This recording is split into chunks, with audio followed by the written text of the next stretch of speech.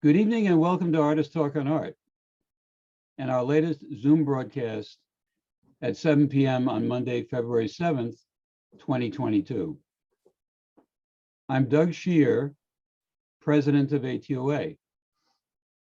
Tonight, we explore the relationship between the practice of making art and the practice of therapy, as seen in three practitioners who are both artists and therapists.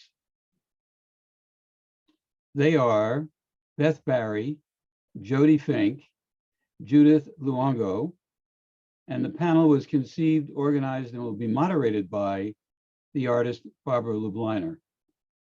The comments of tonight's panelists are their own and do not represent those of ATOA. The panel is being recorded and copyrighted by ATOA. It will soon be posted to the Artist Talk on Art YouTube channel. This is our 48th year. ATOA was founded in 1974 and is the longest running forum in art history. Our archive contains over 800 recordings and featured over 6,500 artists as of 2016, when it went to Archives of American Art of the Smithsonian. Your questions or comments to the panel could be submitted via Zoom in the chat box, which you'll find at the bottom of your Zoom screen. Some of those will be selected by Barbara and addressed to the panel toward the end of the evening, in about 90 minutes. Barbara Lubliner is a multidisciplinary artist whose works range from performance to sculpture, multimedia, works on paper, and installation.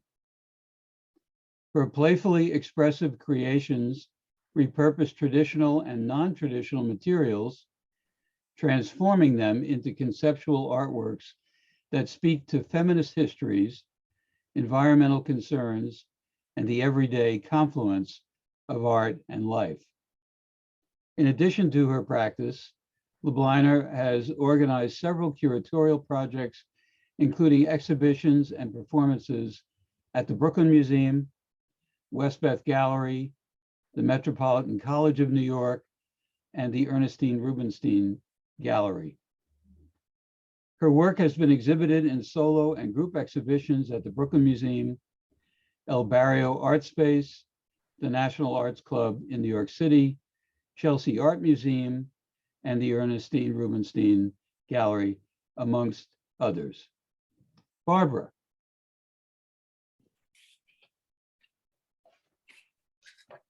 Thank you, Doug. Am I on the screen now? I still see the copyright. Oh, there. Okay. Well, thank you very much, Doug. And I thank everyone also involved in the creation of the ATOA panels. They're really a remarkable archive. And hello, everyone. Welcome to Two Practices, artists who are also therapists. Tonight, three accomplished, authentic, generous artists who are also therapists will share about their two vocations. But before they take the spotlight, I would like to share a couple of my own thoughts. The idea for this panel came from an Artist Talk on Art programming committee meeting. Sandra Indig, who is also an artist therapist, was talking about her upcoming panel, Shadows and Reflections. A topic so evocative of the visual world and the inner world. It just struck me how an artist's day job really affects the art they make, or may affect the art they make. So now I will share my screen. And to illustrate the point of artists and their day jobs impacting their work, I would like to start with Richard Serra. Much of his work explores the physical properties of materials. In the 1960s, he started a furniture removals business in New York. He employed many of his fellow struggling artists who helped him lug furniture up and down steps. Here's an early work called Lift. When Richard Serra was in college, he worked in a steel mill. Here is an example of one of his large-scale works made of steel plates. I can only think that his experience in the steel mill were influential in his choice of material. Next, I want to talk about Barbara Kruger. In the 60s, she worked as a graphic designer on Mademoiselle magazine, a magazine primarily fashion, but also geared to the smart young woman. Kruger became the magazine's head designer. Her artworks show the influence of advertising and magazine design. She utilized bold text and graphic design, and she addressed the cultural constructions of power, identity, consumerism, and sexuality. So these artists had day jobs that influenced their work in, I'm just using very broad way, but they did not continue with their day jobs. Next is an artist I was not familiar with, Edi Rama, who also happens to be the Prime Minister of Albania. And Rama, like our panelists tonight, balances an art practice and a challenging career. He doodles on top of documents as he contemplates political decisions. He had been an artist in Paris before returning to Albania to work in government in 1998. He exhibits his drawings and has them printed as wallpaper, which covers the walls of his ministerial offices. Here's an example of an installation view from a solo exhibition at the Marion Goodman Gallery. I would like to share a quote from him. In a 2016 interview, he said, "I found myself drawing almost all my working time whilst interacting with people in my office or on the phone. I began to understand that my subconscious was being helped by my hand to stay calm while my conscious had to focus on demanding topics." Next, I want to touch on a historical context. What artist therapists do we know from history? Carl Gustav Jung, the early giant in the field of psychology and psychiatry, created the Red Book, a manuscript of 200 some odd parchment pages with meticulous calligraphy and his visionary paintings. The book is a result of his intense introspection and exploration of his waking dreams. The symbols were a vehicle to his unconscious.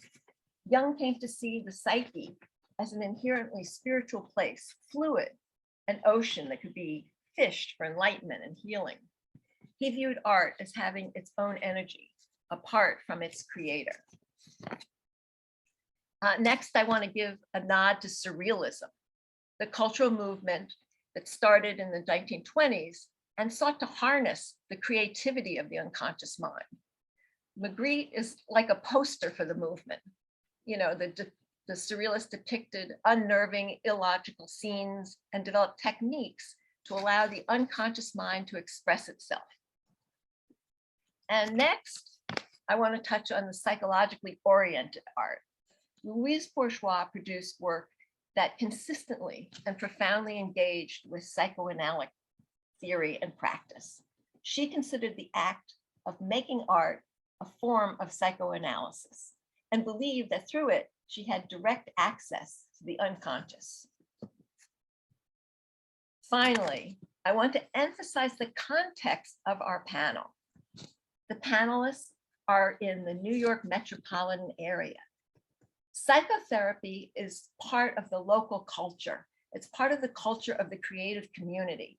It's in our very DNA. This is from Saul Robbins' portfolio, Initial Intake, and in which he examines empty chairs and office surroundings of Manhattan-based psychotherapy professionals from the point of view of their clients. Now, let's meet 3 artists who are balancing 2 demanding practices and life. 3 women, all Pratt graduates, all close in age, all in the metropolitan area, all exhibiting their work, and all practicing therapy. And with that, I'm going to stop sharing my screen. Oh, there it goes. Okay. And I would like to turn the spotlight over to Judith Luongo, our first panelist. Okay, Judith.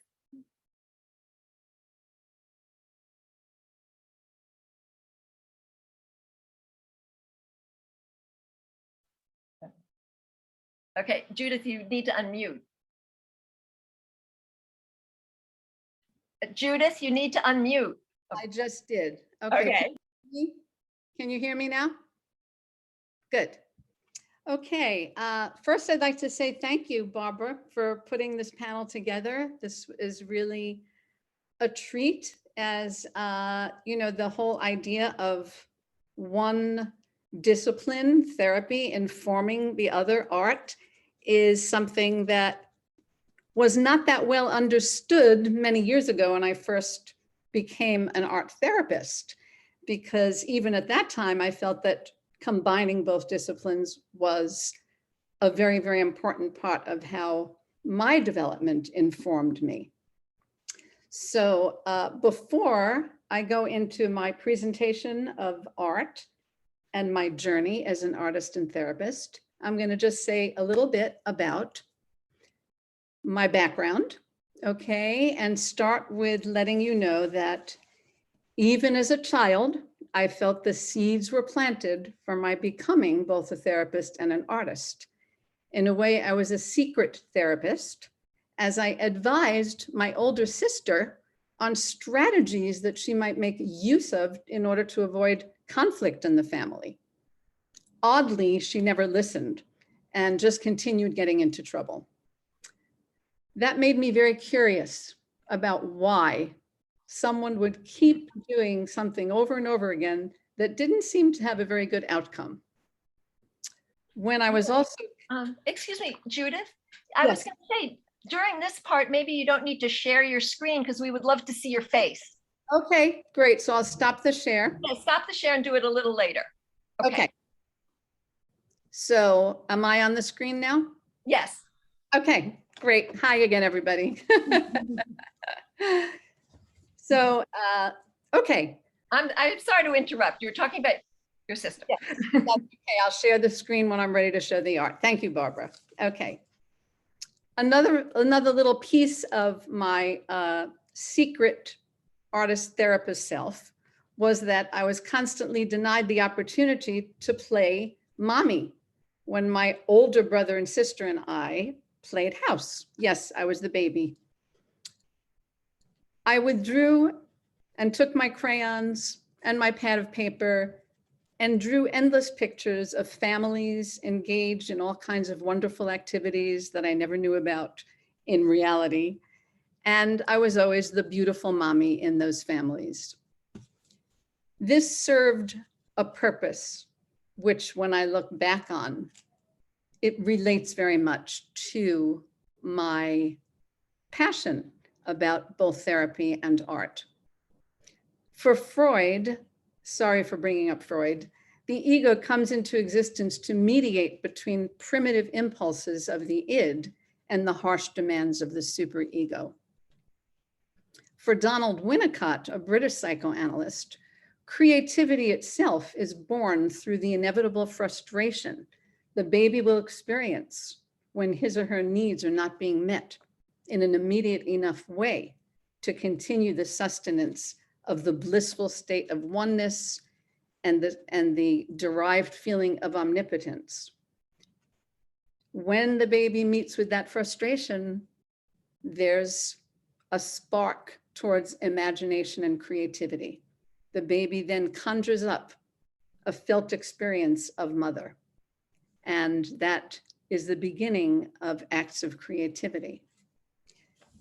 Life in general, as I see it, is a collision course of sorts between the thoughts, perceptions, wishes generated in our inner worlds and the realities we are forced to come up against in the outer world.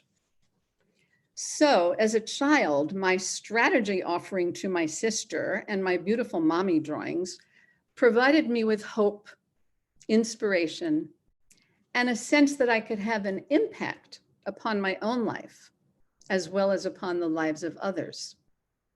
They gave me a sense of potency and agency. In doing those things as a child, and in continuing in different forms to do them now, I feel I share with artists and therapists some qualities that I'd like to share with you. We all have endlessly inquiring minds. We all have a good dose of grandiosity. We all have a deep awareness of our vulnerabilities.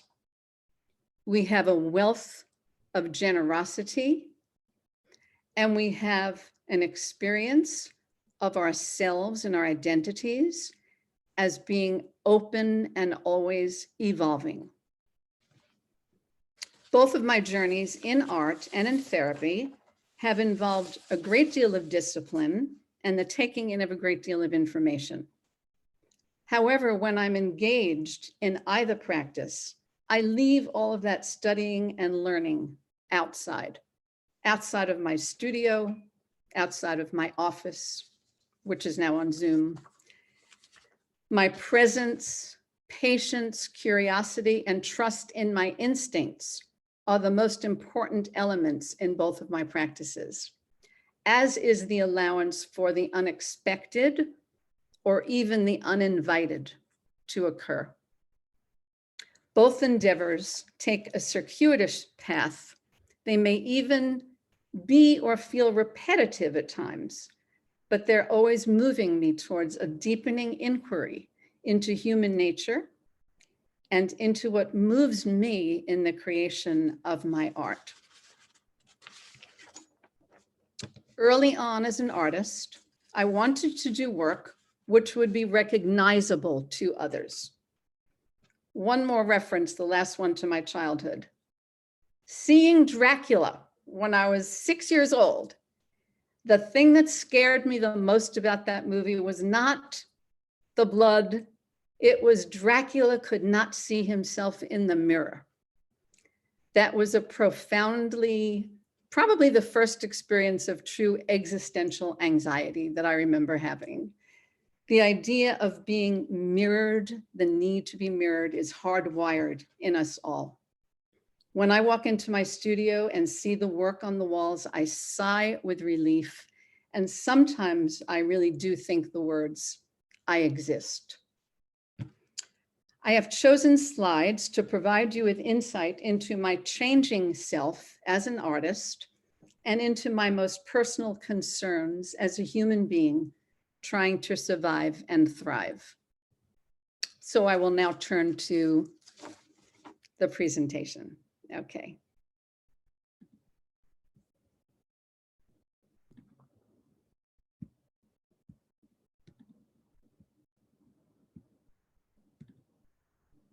No.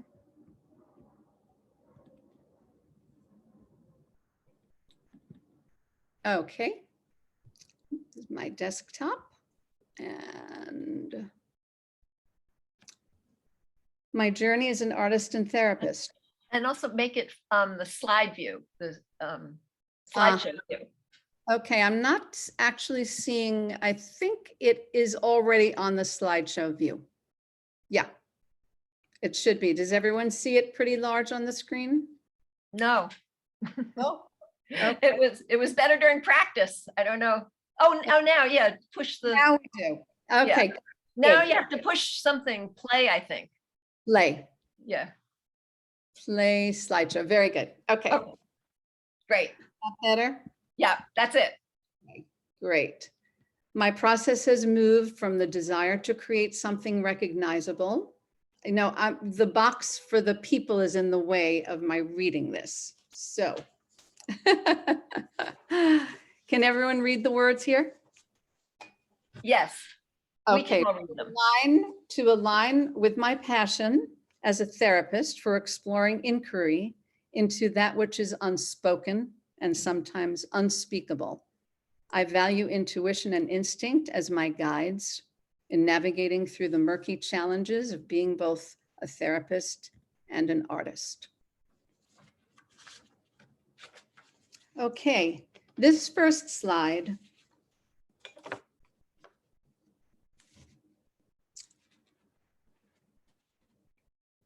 is a pastel landscape.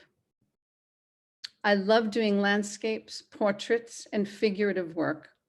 As I said, they allowed me to feel seen and recognized, but they remained exercises rather than becoming serious pursuits. This is entitled The Inevitability of Sunset.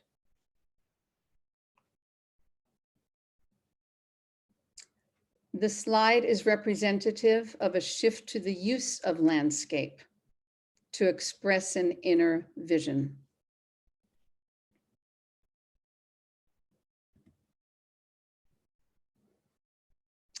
This slide makes use of figures that were drawn and collaged onto a freely painted color field, expressing for me more than any one of them could have expressed alone. The wish for and yet difficulty achieving connection.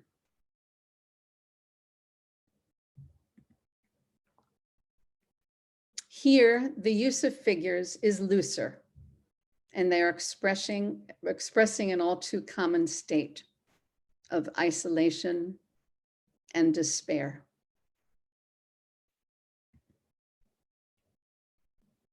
Now there are no figures, just color and lines to create the felt sense of struggling.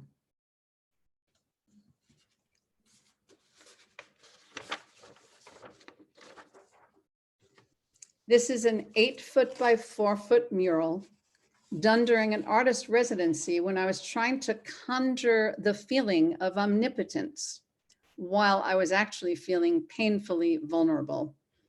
I also wanted to keep people out of my studio space. So this was on the outside wall.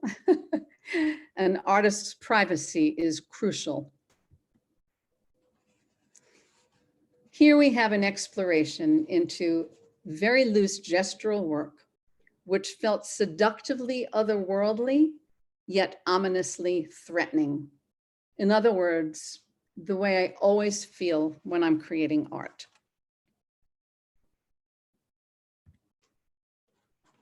Fear of failure, our dreams not happening as we wish. Need I say more?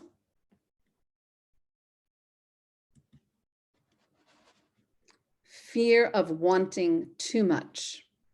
This is where one's healthy grandiosity as a creator gets a little frightening. We don't know what the limits are.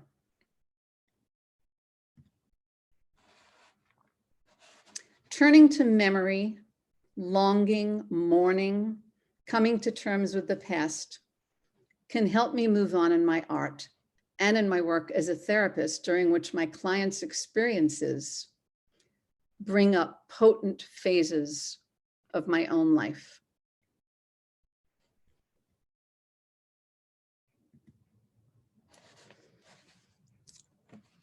In this one, the paint is thicker and the use of scratching into the surface is becoming a theme in my work.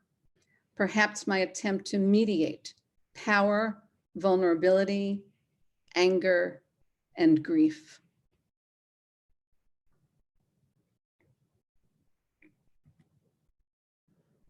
This is a less explosive combination of lines and use of dots as the creation of new potential, new growth.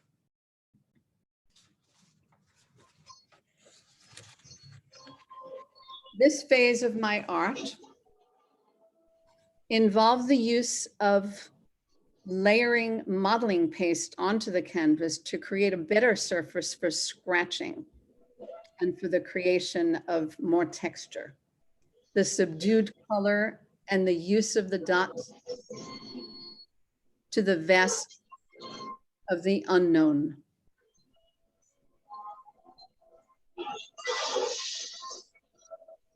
This is a continuation of the phase of working in this way. Do people hear that noise in the background? Okay. This is a continuation of the phase of my working in that way, but it shifts to an embracing of spaciousness.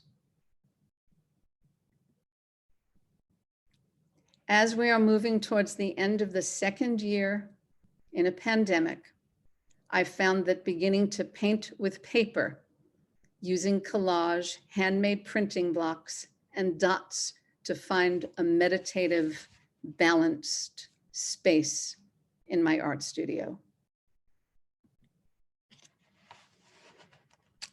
And finally, I aspire to fleeting moments of wisdom, akin to Erik Erikson's concept of generativity as we age.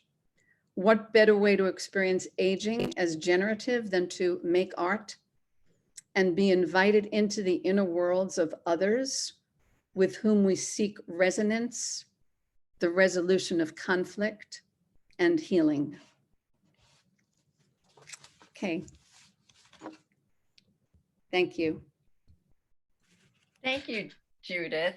And can you stop sharing your screen? Okay. Yes. Okay. Okay. So that was really lovely. I really appreciate you sharing your journey in both your vocations. There were a number of questions in the chat about materials and sizes. I think that I just want to let everyone know that we're going to address the chat at the very end after all of the artists have done presentations and we've had some discussion. So thank you very much.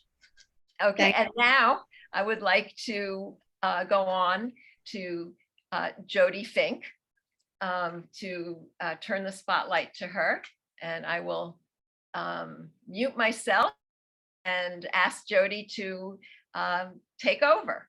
Okay, can everyone hear me? I believe I'm unmuted. Barbara, thank you for putting this together. This is wonderful. Judith, that was a great presentation and I really love your work. It's very, very powerful images. Hello, everybody. I'm Jody Fink. I'm honored to be on this panel. Let me tell you a little bit about myself. I was trained as a photographer at Pratt Institute, and everyone can hear me? Okay. Where I was taught how to look at and examine the world around me. I was a street photographer at the time and took mostly images of people in their environment, trying to get, my goal was to trying to get as close to my subjects as possible. But I eventually got frustrated with photography and with myself for my inability to get close enough to my subjects without feeling like I was overstepping my bounds and invading their space. Also, I began to need more physicality with a medium that photo paper, chemicals, and a darkroom could not provide. Clearly, I predate the digital era. I moved in the direction of collage and collage boxes inspired by Joseph Cornell. After becoming a resident at several art colonies, I eventually found my way to freestanding sculptures, but later limited by space, my sculptures got smaller in size and were designed to easily hang on walls. The environment and recycling has always been important to me, so naturally I chose materials found in my environment, which meant discarded items thrown in the trash and bits of nature such as twigs, bird wings, etc. These inanimate objects that I found and still find in my daily wanderings speak to me. I am drawn to their shapes, surfaces worn down by time and use, and the spirits that they possess. I find beauty in these objects discarded from our lives and need to transform them and bring them back to life. I guess you could say that I was upcycling before that was even a thing. I believe that I am most successful with these transformations when they are simple and imbued with humor or irony. Sometimes I pick up an object and I know instantly what it will become. Other times, it will take me years for it to reveal itself to me. Whimsy and playfulness are very important in my art. As a child, I got to see Alexander Calder's circus, which mesmerized me at the time and continues to inspire me and influence my work. I'm fascinated by metal and rust and drawn to tools in particular. I've always been fascinated with tools, but I was denied the ability to use them at home or at school because of an archaic belief at the time by those around me that it was improper for a woman to do so. Therefore, today, any chance that I can get to use tools in my art, I absolutely relish. In some of my work, the use of tools when combined with a natural element is intended to symbolize the struggle for balance between man and nature. Since my sculptures are fairly monochromatic, I long to work in color. I tried applying color to my sculptures, but that didn't work for me. I wanted to play with color, which led me to painting for the first time about 6 or 7 years ago. I chose to paint abstractly, again on recycled material. I always use recycled canvases or panels that I find in the trash. It's also important for me to leave a little bit of the artists that came before me on the canvas. Needless to say, so I'm always using materials found in the trash. It brings me such joy and a sense of freedom to throw paint around. Needless to say, early in the pandemic, I needed to paint to brighten my world and give me a greater sense of joy and freedom. About 10 years into my artist career, like most artists, I struggled financially to support myself. That, coupled with my need to connect in a deeper, more meaningful way with people, I decided to return to school to become a licensed clinical social worker. In this way, I could finally get closer to my subjects without invading their space, like I felt when I was a photographer. I enjoy the fact that people are now coming to me to help them examine and understand their worlds better, providing them with the tools in order to do so. I'm grateful and deeply honored to be able to guide others in their pursuit to improve their lives. Art is my personal way to explore what is important and meaningful to me. It is a place that I go to stay mentally healthy and to soften and lighten the intensity of my role as a psychotherapist. It is for this reason that my art needs to express whimsy and joy. In both my studio and my office, transformations take place. As a psychotherapist, I create a safe, non-judgmental space for my clients and provide them with empathy, support, understanding, and respect. And in doing so for my clients, it has reinforced my need to continue to do the same for myself and my art.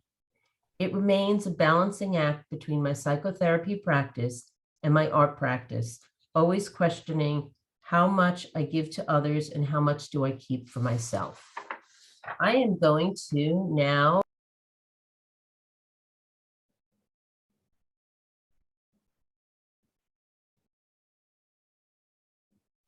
You muted yourself. you.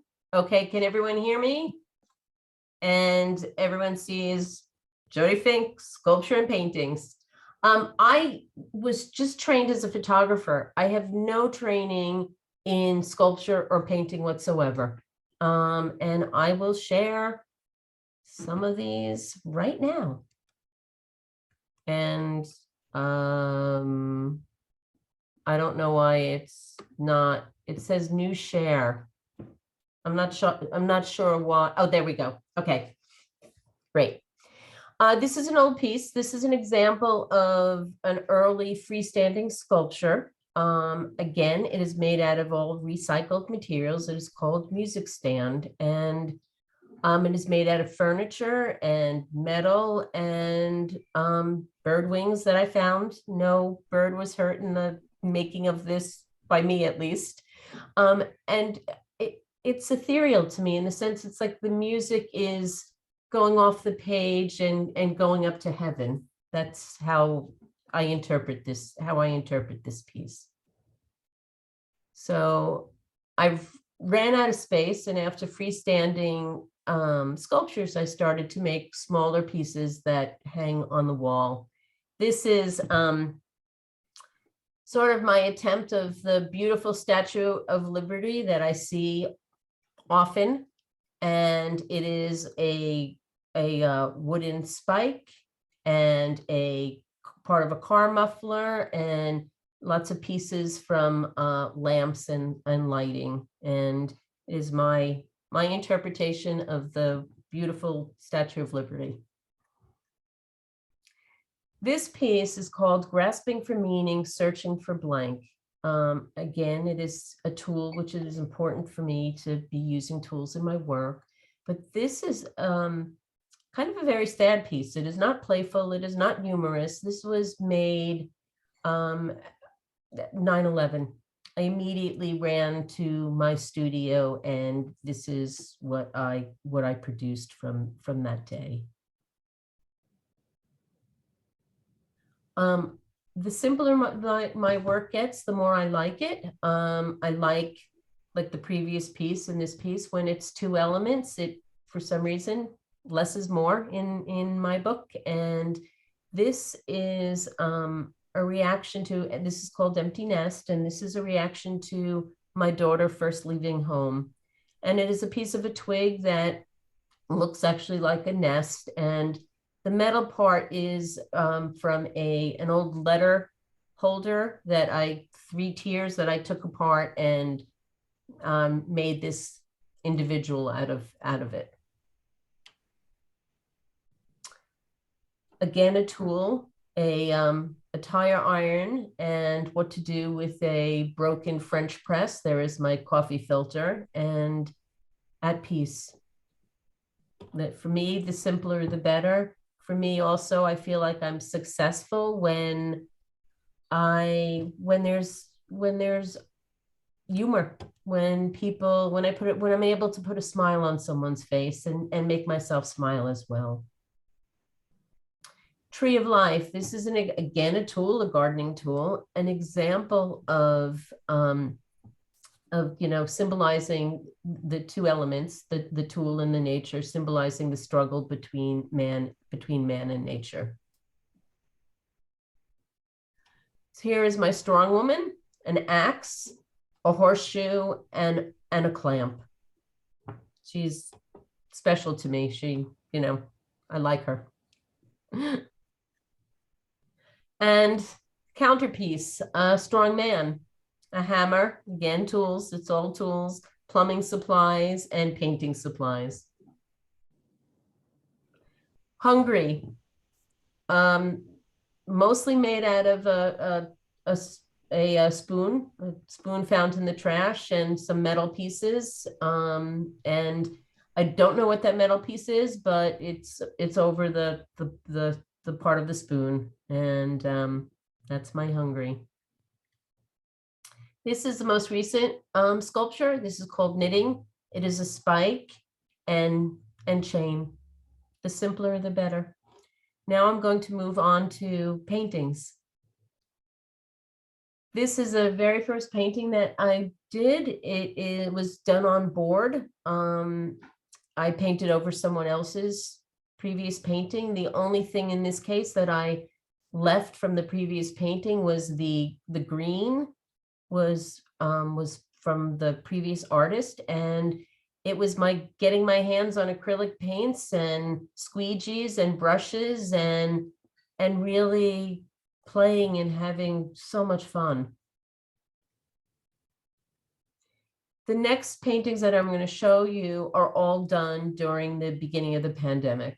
This is called Contemplations. It is probably the closest thing that I have that is a marriage between the sculptures and the paintings. There's metal, there's twigs. It is a diptych. It is painted over someone else's paintings. I kept from their paintings, I kept a little bit of the flowers, and it is collages of the body. And it's just sort of contemplating the state we were in at that time. You Are Here. This is done on a panel with New York City subway map, and the dots represent, especially the dots with the circles around them, represent how small my world has gotten.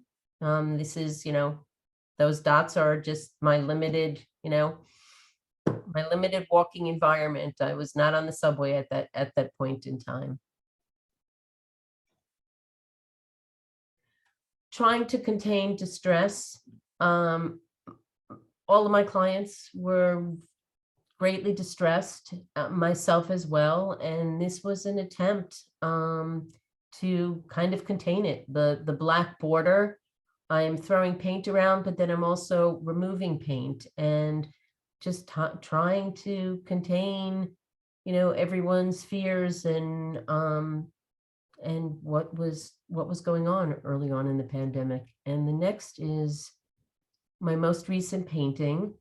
Again, I'm keeping what was there before, and it's called The Mysteries of What Lies Beneath.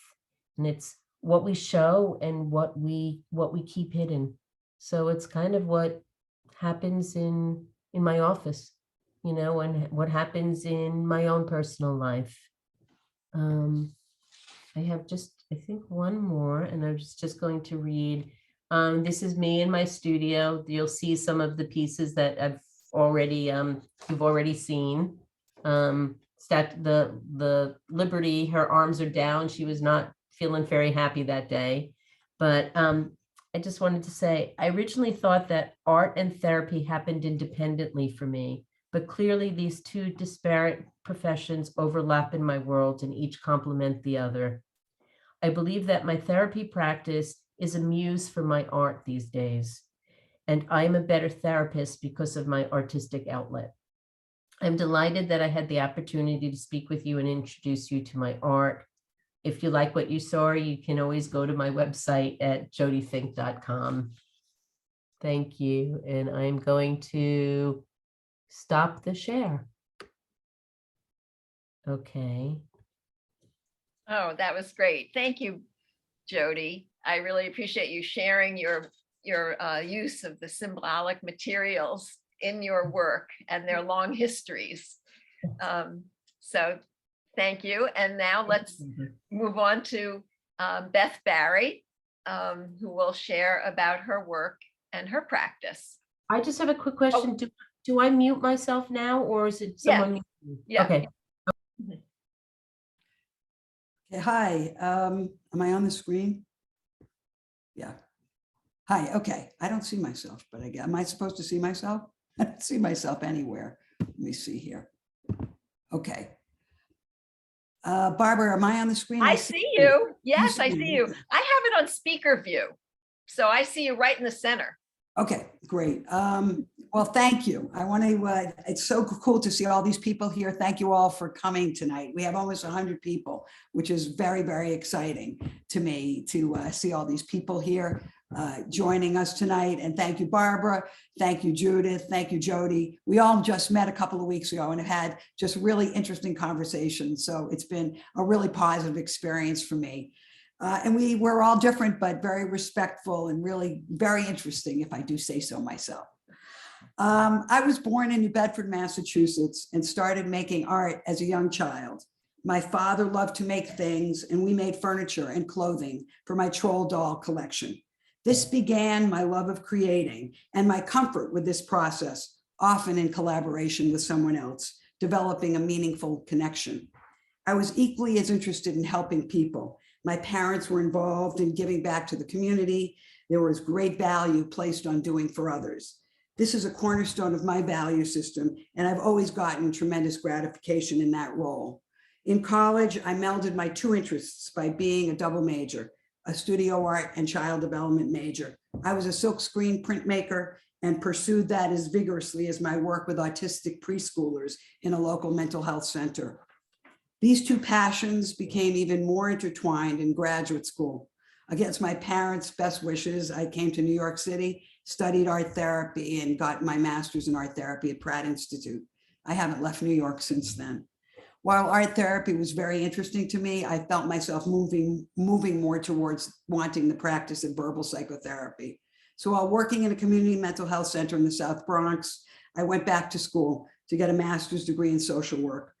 I had also been in psychoanalytic training at that time, and in therapy, and in therapy, and in therapy, as we all have been. To be a good enough therapist, you have to really know yourself well, and that requires a lot of therapy.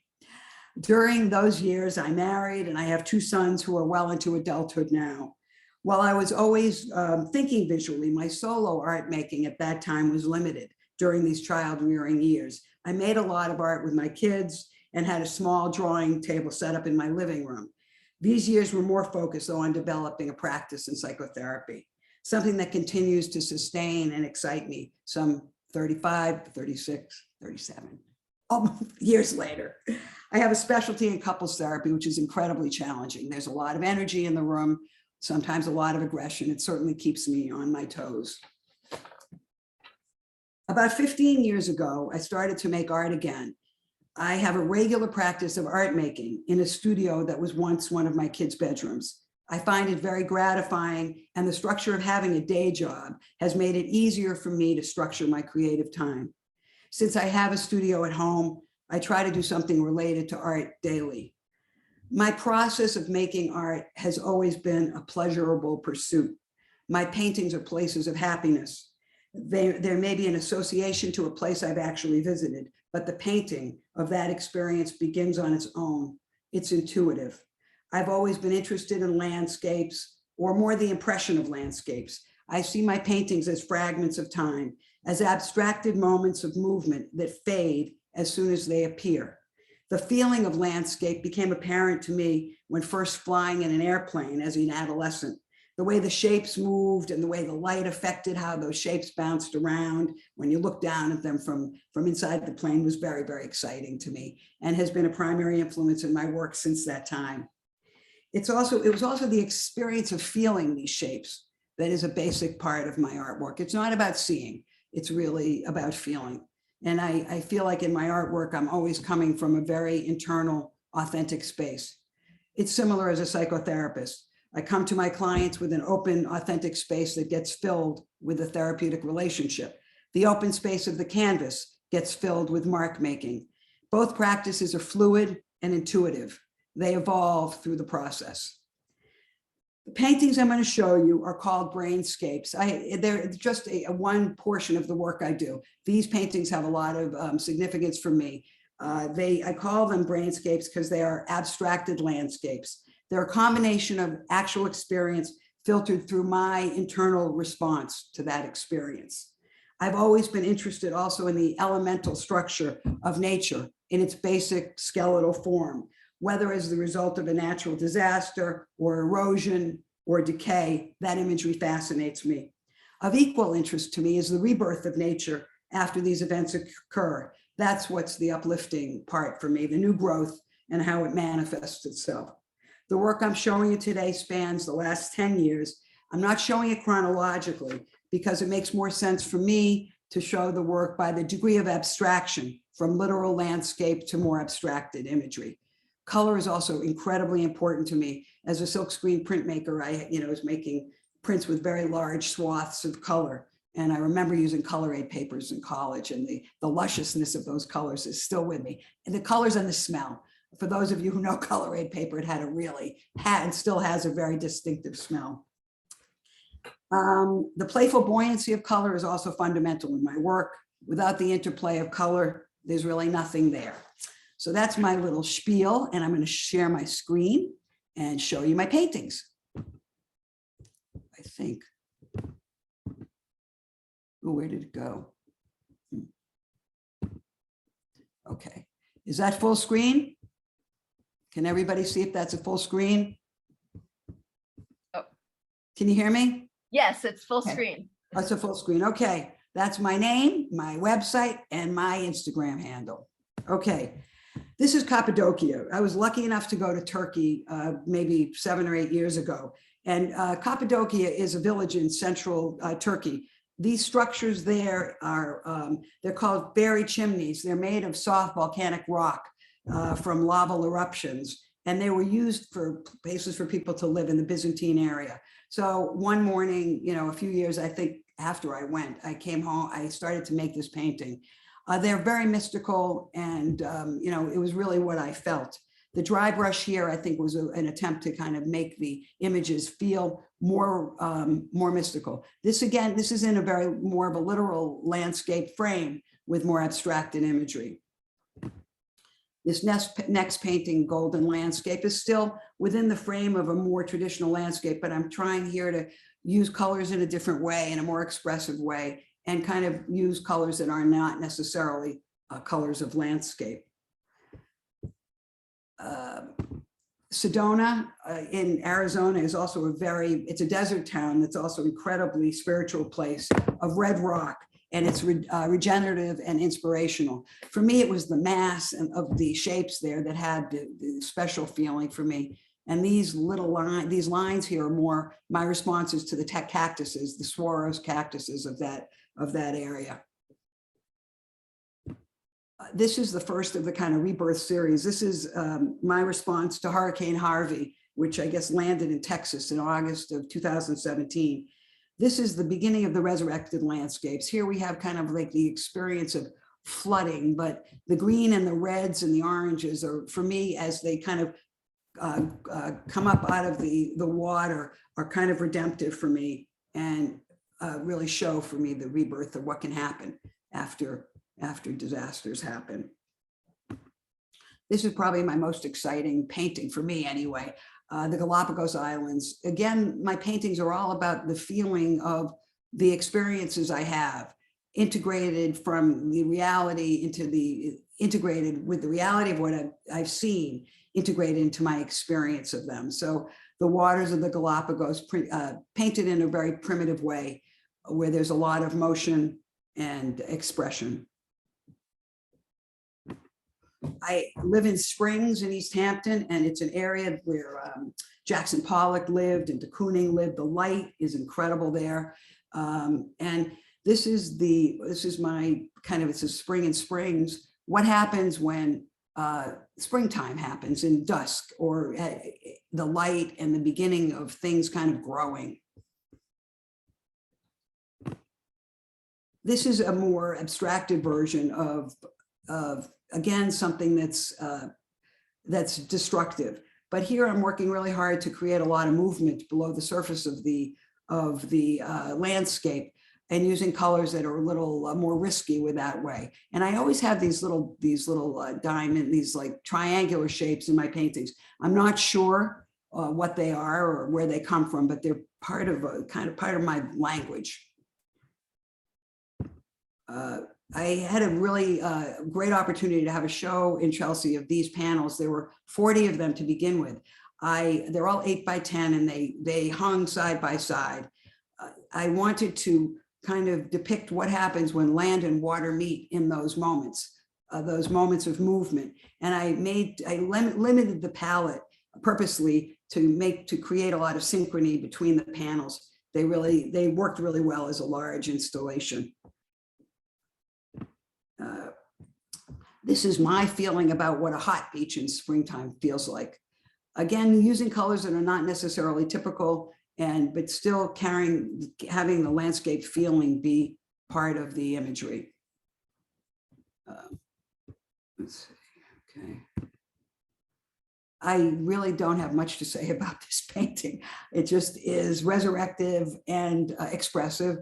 And I'm using different kinds of mediums to make the line have more thickness. I like to play with line because with a painted line can be very varied. And I think it's an interesting exploration. This is Turbulence. I like also to rework canvases. I will work on a painting for a while and I'll say, ugh, I don't like this. I put it away and bring it back out 3 weeks, 4 weeks, a few months later, and rework the canvases. I feel like since I'm always in a process and the product isn't always that important, I like to rework something that had a process that started that didn't quite work. I don't think of my paintings as precious. So I try to rework a lot of them. This is a moment of turbulent movement. This is one of a series of 3 little paintings that were my sense of what out of the outer limit lights look like on the moon.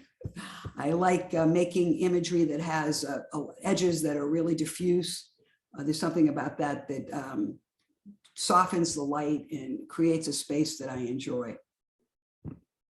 Kandinsky is someone who I really admire with the way he used colors, and he had a whole group of magical landscapes. And this is another resurrected landscape, but something that reminds me of the way he used color. And this last painting is out my window in Chelsea. I'm in where I am right now. I look towards Hudson Yards. I have northern exposure. And this is, I guess, a resurrected landscape of all the buildings that have come up at Hudson Yards in the last 5-6 years. Yeah, and that's really it. I know that we're going to, let me click to exit and stop sharing.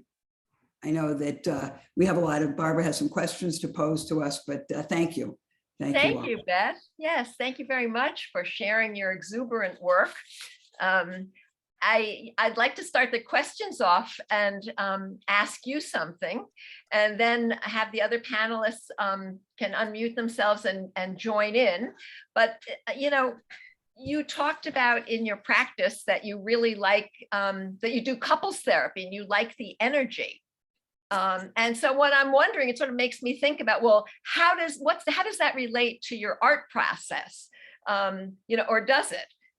You know, like the process of your, you know, working with, you know, conflict and, you know, this kind of energy.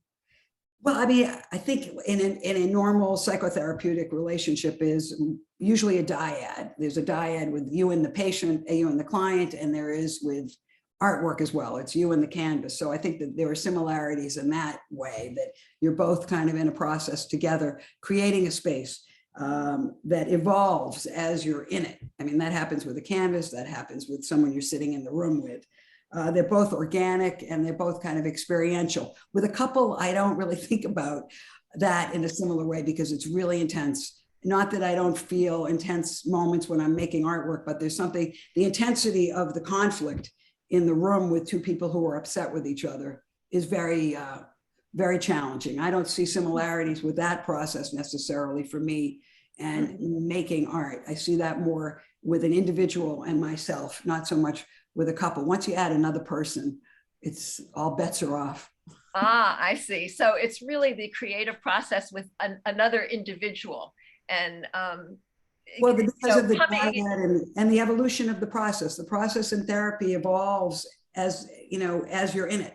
You figure things out through the relationship you create with the person you're with.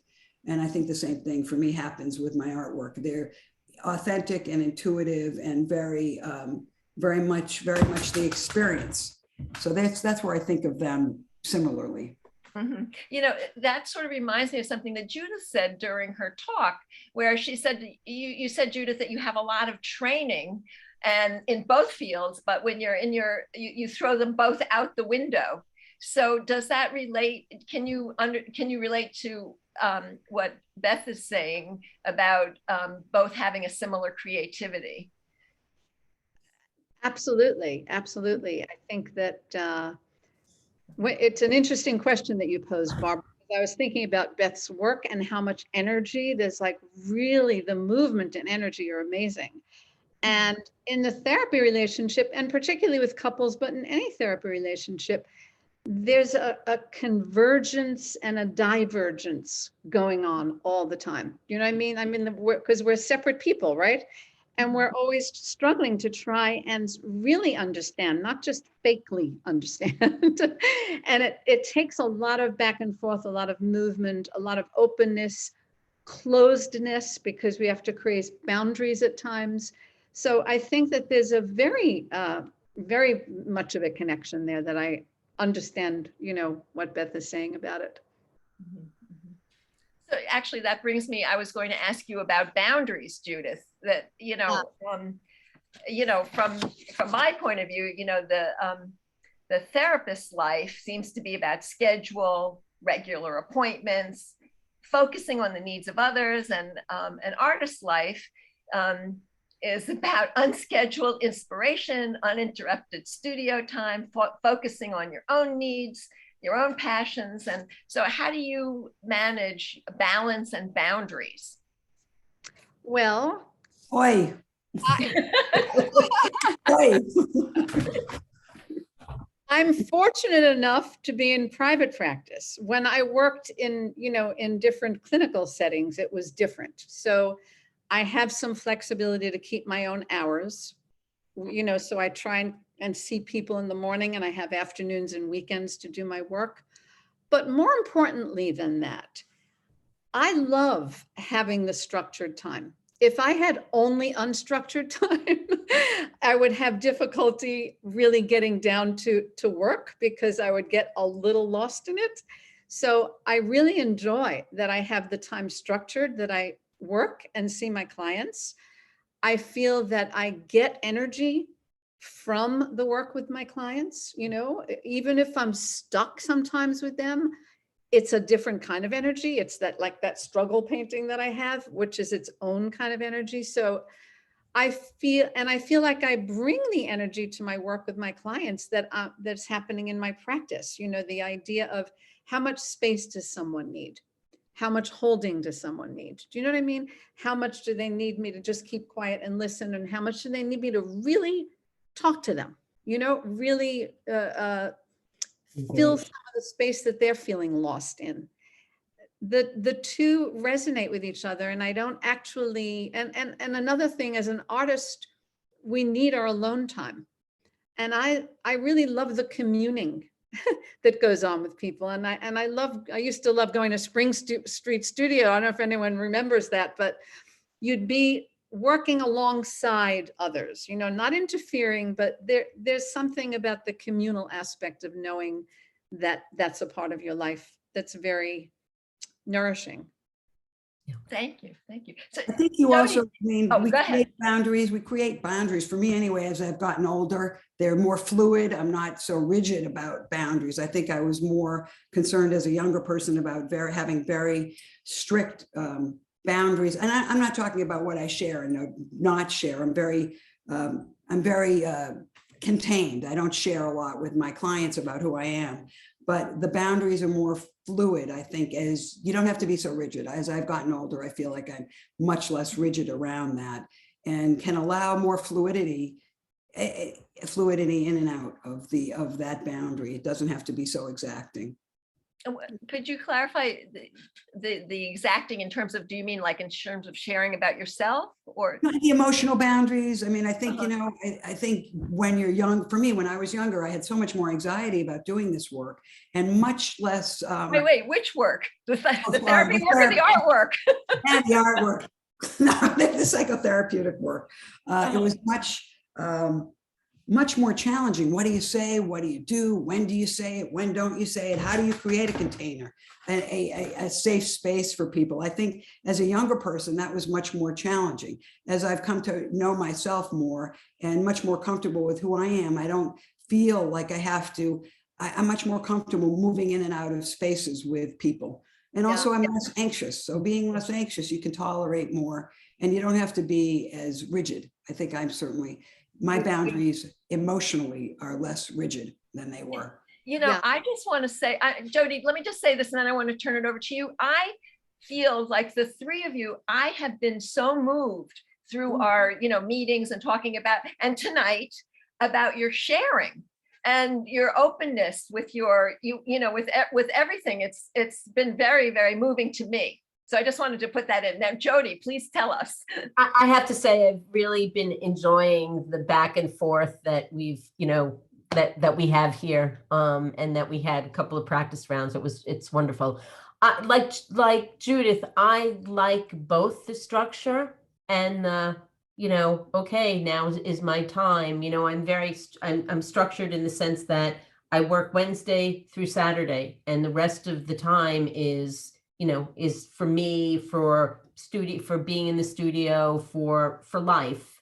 And I need both, because you're in with a client and you're engaged and you're getting deep, and then I need to pull back and I need to be alone in my studio, sort of processing what happened in, processing what's happening for me and what's happened in sessions. And so I really think these two careers or professions really go hand in hand. And the more I do both, the more, because I really viewed them as totally separate. Like I keep the art as my place, my sanctuary, my mental health. And the more that I do both, the more they really connect so wonderfully together. Wonderful. Yeah. Doug Shear, when we first were coming on to the, get ready to come on, had said, who makes better art, neurotics or psychotics? And that sort of dovetails with one of my other sort of quirky questions is like, if an elephant made it, is it art? And I guess what I'm trying to say is, what is the relationship between the maker and the art? And is that important? Do you want to weigh in on that first, Jody? Or well, I'll just, my first answer to the question, if it is made by an elephant, is it art? When I love that question because you can think about it for a really long time. And my first immediate answer would be yes. Because as corny as it sounds, I believe art is everywhere. It's a way of looking at the world. When I walk down the street and I see cracks in the sidewalk, or, I see pieces of things embedded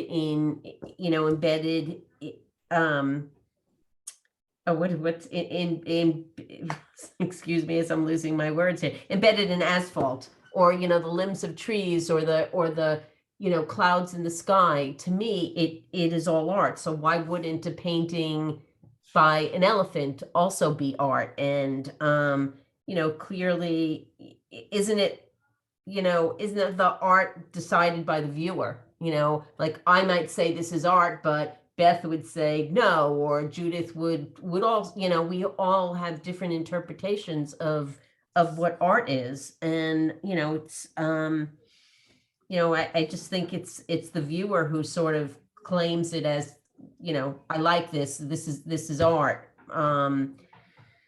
And, art is different for different people. But then that same question, then I ask myself, doesn't art come from the human need for communication, which involves the creative impulse, whether we're writing or composing music or painting? And I question whether the elephant needs to communicate in this way, or is the elephant simply being trained to paint in order to please its keeper, get fed, or sell work in order to support its upkeep. So then I think, no, it isn't art. And honestly, I think this question could go on for me for ages, and I don't think there's any clear answer. I don't know. Beth and Judith, weigh in, please. If it's a Pavlovian response, I don't think it's art. Yeah. I mean, if it is really that, but I'm not sure what the why we have to define art either on some level. What is it we're really trying to define, and what's the value in defining it? I'm not sure. I think what Jody is saying, and I think I agree, it's a subjective experience. I don't think there's an objective definition, actually. And I think for me, that's the beauty of it, and the aliveness of it, is that someone could look at a painting from an elephant and fall in love with it and want to buy it. You know what I mean? And another person might look at it and say, someone could look at my work and say, that's garbage. Anyone could do that. It doesn't matter. You know what I mean? It's sort of, art is such a subjective, it's how it moves us. It's the feeling. It is definitely the experience that you have of looking at it and feeling a piece of artwork. That's what we're all responding to anyway, even if you don't think that's what you're responding to. There's a visceral response that's part of the experience of being in an artwork, seeing an artwork, feeling an artwork. So I would like to I'm wondering, so I get this. This is your artwork is about your own process, primarily, and your own need for, or, your own expression. But so besides being devoted in an ongoing way to your own creative process, one criteria I think this is, for a serious artist, is putting your art out into the world and having engagement with an audience, whether it be through publications or exhibits or media or your own artist peer group. And these are things you all do. You work, you have active studio practices, and you have engagement with the public. And so what I'm wondering is, does engagement with a fine art conversation public affect the work you do? How do you? I don't think it affects the work I do. I think it maybe gives me food, food for thought. It makes me think about things maybe more, but it's not like if someone said, you need to be painting with the color red, I'm not going to go ahead and start painting with the color red.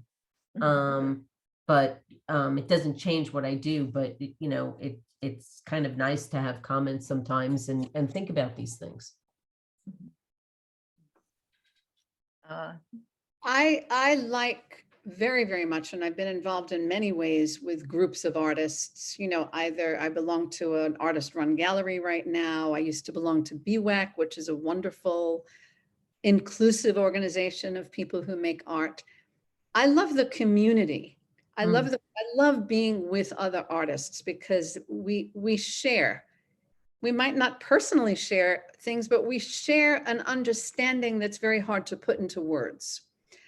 But when I'm showing art, and I used to do this with my students at Pratt, I like for people to respond, but not with a judgment, oh, that's good, or that's not good, or I like that, or I don't like that.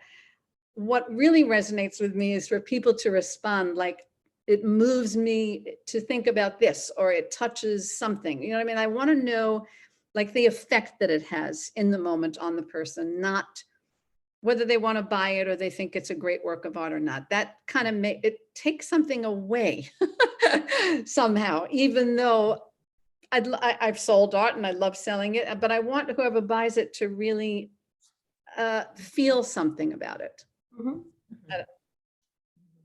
Yeah, I agree. I think, also for me, being with other artists is really important. I think it's very isolating to be an artist. And I mean, for me, having conversations about work and the same kinds of things you're talking about what you're feeling when you're looking at the work is very instructive. I don't think it directly impacts my art, how I make my art, or it directly impacts my psychotherapeutic practice, but it's really helpful to share ideas and to kind of know that you're in the same boat as other people, that whatever you're struggling with can be affirmed by someone else who's struggling with the same kind of issues. Right. Right. And there's an openness. It's really important for me anyway, to be in experiences that are open, where people are sharing, that authentically sharing what they're experiencing. That's rare though. I don't think that happens as often as I would like it to happen. I've only experienced that, Beth, in art colonies where you're there and you're intensely working, and there's this wonderful exchange. And the rest of your life, talk about boundaries, the rest of your life is over there somewhere. Mm-hmm. Yeah, those are special experiences, to have residencies and be around people who are in a similar space. Mm-hmm. Yeah. I'm just wondering if your experience of being therapists help you deal with some of the issues that often come up for artists, such as getting rejected from shows or keeping up with deadlines, tensions and disagreements with collaborators, or even issues that that happen in the studio, as far as creative block or unhappy accidents. Well, I certainly find being with clients is a wonderful relief from that. If I, it's great for me to kind of, if I'm consumed by something or upset with something I got rejected from something, or I'm not happy with a painting, I love being able to move into a different space where I'm not even thinking about it.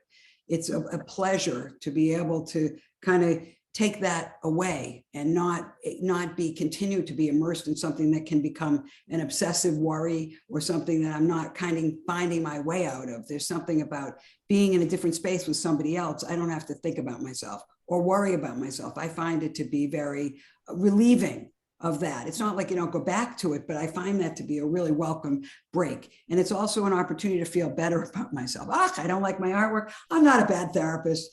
I'm really a bad therapist. My artwork's not so bad. You've got two different things to balance your self-esteem around. I'm kind of joking, but not really. Did you want to add something, Jody? Yeah, well, I just think it's important for therapists to be in therapy. And so probably something like that, like rejections or what have you, or I would take really more to my therapist, Yes, you do have that break of like, I can forget about art and be present with my clients, but it's always helpful still to be present with a therapist.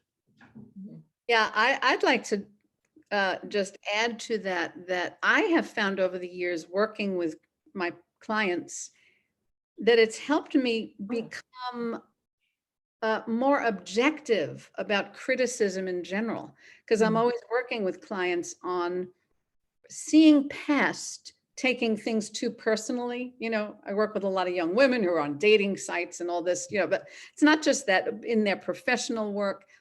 It's sort of like it helps me to at least at times be able to accept that my art might not be, accepted everywhere, and not feel that it really reflects on the situation and the dynamics, and it doesn't fit in with this particular, to be more zen, for lack of a better word, for a cheesy. Less self-critical, Judith. Because you work on that with your clients all the time. Yeah, so true. So It true. really, I have to say, in one of our practice sessions, one of the responses to this question about like, how do you deal with, some of these problems? It was like, I'm not sure which one of you said it. It's like, we don't have time. It's like, it just, it's you've got to, you're too busy. It doesn't, it doesn't merit, So Right. I'm going to try to go to the chat now because we're really getting late. And I see that there's a question from Deborah Ugoritz. And it's, what can you say about how you use your art to process the therapeutic work at times? Deborah, are you here? Did you mean use the art to process? Yeah, actually, Jody and oh God, I'm having a senior moment. Not Judith, but Beth. Beth answered it. I didn't get an answer from. I didn't get a sense of. Well, I think actually they all three of them answered the question. How they use. Whether if there's an issue that they're working with that's sort of perplexing them in their therapeutic work, whether they use their own art to sort of work through or understand or reach some kind of resolution Yes. in the artistic process. And hello, I don't know if you remember me. Now I do. Hi. That's crazy. I worked with Judith in 1978, 1,000 years ago. Now when I see your face, hello, nice to see you. Yeah, nice to see you too.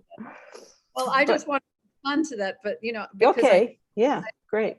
And so the process art where you're talking about some kind of conflict either in yourself or with a client works beautifully with using art, as you know, and anyone who's trained in art therapy. But that's where the unconscious and the spontaneity of the art really is the most useful, because you can see something that you had not seen before when you let yourself just kind of go with it and come up with imagery without thinking about it too much. Yeah. I Yeah, saw, good. I saw, okay, yeah, no, I'm sorry. Mhm. No, go ahead. No, oh, I was going to go on to the next question. That's fine. Go on to the next. Okay, question. so this is a question from Doug Shear. Many artists work in what I would call an obsessive compulsive manner.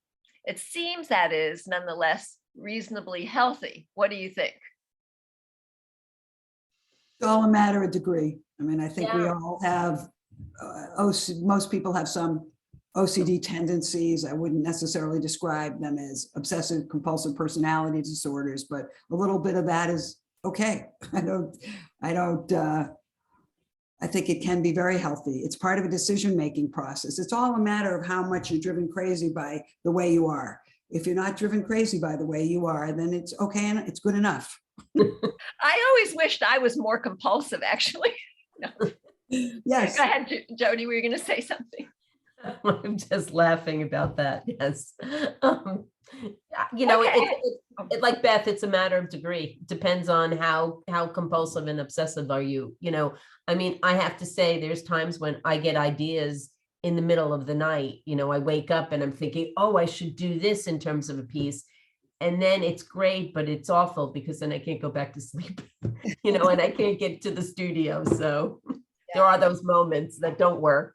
Yeah, I think there's a flow for me. Like I can go into periods. I mean, none of the work that I showed, I did a whole series of like very, very intricate line drawings that I was engaged in for, they were really obsessive compulsive, but it was a phase, and I can go back into that phase when I'm needing the structure and I'm needing to work out certain compositional questions, color questions, materials. I think if someone is only in that phase, which I would agree with both you, Beth and Jody, and I know some artists who are, and I love their work, but they also dip into phases where they're not only in that mode, you know? I think we're informed by these different states as artists and need to kind of learn from all of them. Mhm. Okay, I have another question from Maria Spector. A common stereotype of an artist is that they are crazy. What do you think is the connection between making art and mental health and creativity? Whoa. Okay. Can you read it again? Yes. Okay. I'm A kidding. common stereotype of an artist is that they are crazy. What do you think is the connection between making art and mental health and creativity? I think I- it's, go on, I'm- Jim. Jody, go ahead. No, Okay. you go. I was going to say something during my presentation, but I left it out. That I feel as both a therapist and an artist that I am an outsider. Like, you know, there were times in my life where people would hear you're a therapist. Oh no, you know, you're going to be able to see through me. I don't know what you're going to, you know, and they would feel, and as an artist too, I think there's a lot of fear around artists kind of like seeing things or feeling things differently, not like, you know, being conventional or predictable. So I think that that's just a concept that has to do with the way artists are viewed, that crazy. I mean, I've worked with psychotic patients who did fabulous art. So, but that doesn't mean that therefore artists are, you know, it's a stereotype that I really don't think means much. I totally dislike that stereotype, you know, because I know lots of artists and they're not crazy. They're just unconventional. You know, they don't fit in, you know, boxes of what life is supposed to look like. Right, and art making doesn't necessarily come from pathology. You know, it doesn't have to come from a pathological place. And the implication of that is that it comes, if we're crazy, it's coming from a place of pathology, when in fact, I think it often comes from a place of healing and a place of self-improvement and connection, and not from pathology. So I think it's a really bad stereotypical way that people think about artists. I think we're in a very good place for me to begin wrapping up, and I'll just say a quote from my favorite art critic. I shot an elephant in my pajamas. How he got in there, I'll never know. That's Groucho Marx.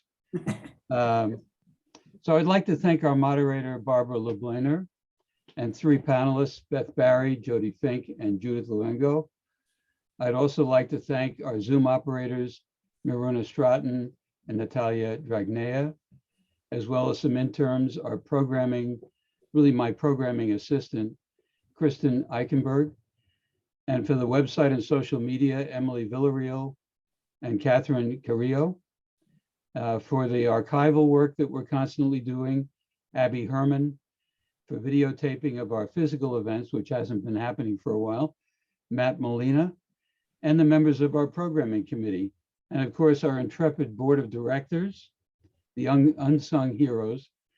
Do join us again next Monday for an open studio style photography panel that I think you'll find a lot of fun for Valentine's Day. It's been organized by an NYU professor, Lawrence Wheatman. And of course, thank you all for coming and joining us tonight.